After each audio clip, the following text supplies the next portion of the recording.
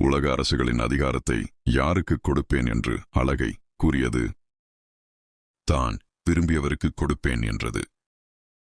அலகை இயேசுவிடம் என்ன நிபந்தனை வைத்தது? நீர் என்னை வணங்கினால் அனைத்தும் உம்முடையவையாகும் என்றது. அதற்கு இயேசு என்ன மறுமொழி கூறினார்? உன் கடவுளாகிய ஆண்டவரை வணங்கி அவர் ஒருவருக்கே பணி செய்வாயாக என்றார். மூன்றாவது சோதனைக்காக அலகை இயேசுவை எங்கு அழைத்துச் சென்றது? எருசலேம் கோவிலின் உயர்ந்த பகுதிக்கு.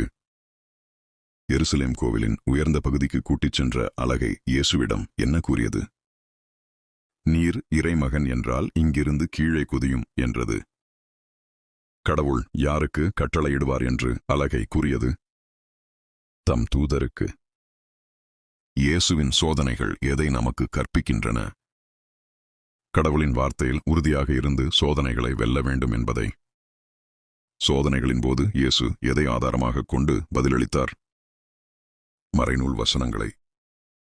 உமது கால் கல்லில் மோதாதபடி அவர்கள் தங்கள் கைகளால் உம்மை தாங்கிக் கொள்வார்கள் என்று கூறியது யார்? அலகை